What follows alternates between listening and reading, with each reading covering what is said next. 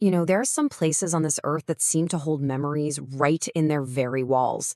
Places where the silence speaks so much louder than any voice. Today, we're going to visit one of those places. I'm not talking about the kind you read about in stories. No, this is something real. Something you feel like you can almost reach out and touch.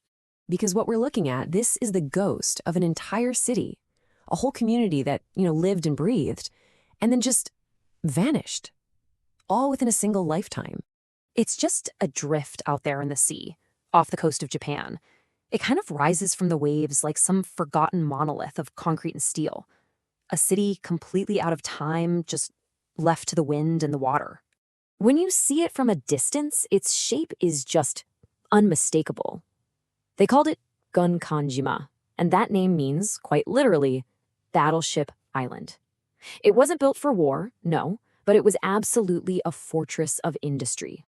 So, to really understand what this place became, we have to go back to the beginning, back to when it was nothing more than a barren rock, with a very valuable secret hidden deep beneath the waves. Yeah, the island's whole purpose, its whole reason for being, wasn't on the surface at all. It was way down below, in the dark of the seabed. That's where this story really starts. That secret was coal, but they called it black diamond. And it really did build everything back then. It was the fuel for a whole industrial revolution, and this tiny, tiny island just happened to be sitting right on top of a massive seam of it. It was like a buried treasure, one that would eventually draw thousands of people to this one isolated spot in the middle of the ocean. And so its rise began. It started in 1887 when the first miners showed up. Then, by 1916, they needed somewhere to live, so Japan's very first major concrete apartment building was built right here, on this rock. Fast forward to 1959, and the island was absolutely teeming with life. Its population hit its all-time peak. And that's the thing, this place wasn't just a mine. It grew into a full-blown city, a totally self-contained world, and for a while, it was actually the most densely populated place on the face of the earth. 5,259. That's how many people lived here at its peak. Just think about that for a second. Over 5,000 people, all packed onto a tiny rock that was only about 16 acres. It was a whole city, condensed, where your neighbors weren't just next door, they were above you and below you too. When you're on an island this small, there's really only one way to build, up. So it became a vertical city.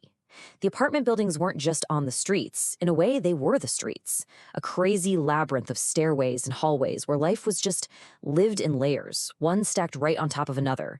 Every single inch was precious. But even with all the concrete and all the steel, this was a real community. It had a school. You can almost imagine the sound of children playing up there in the schoolyard. And there was a hospital right there on the island to care for all the families. A place where new life began and the sick were looked after. They even had a cinema, for those little moments of escape, a window to another world away from the island. It was a complete working society, just suspended there above the sea. And since there was no soil, no real ground to speak of, people made their own gardens right up on the rooftops. Just small patches of green against all that great concrete reaching for the sun. It just goes to show you, people will find a way to make a home even in the most unlikely places. But the very thing that created this world was also the thing that would destroy it. The story of Hashima isn't just about its amazing growth.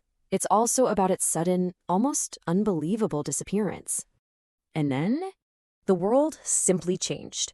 Petroleum took over from coal. And just like that, the black diamond wasn't valuable anymore. The entire reason for this island to even exist, it just vanished. The economic heart of the city stopped beating. And the end came so fast. In January 1974, they officially closed the mine. And then, just a few months later, in April, the last ferry carried the last resident away from the island. For good. From more than 5,000 people, down to zero. In just a few weeks, an entire city was completely empty. The buildings were still full of things, but the people were all gone. So what happens when a city just dies? What's left behind after the very last person leaves and turns out the lights? For decades, nobody was allowed to go back. The island was forbidden territory. And because of that, it became a kind of time capsule, preserved by its own isolation. For more than 30 years, its only residents were the seabirds and the storms. And what's left today are the echoes. You can find things like a single, worn-out child's shoe in a hallway, or a newspaper from 1974 just lying there. An old TV set in an empty room, silently waiting for a show that's never going to come on. The only sound you hear now is the wind humming through the broken windows. You have to wonder, if these walls could speak, what stories would they tell? I think they'd tell stories of community and of hardship, of births, of life, and of a very sudden goodbye. They're the silent keepers of a world that's lost to time, a concrete battleship still standing watch over an empty sea. This island is silent now, but there are many more like it. If this story stayed with you, leave a like, subscribe to the channel, and press the bell icon so we can explore the forgotten things together.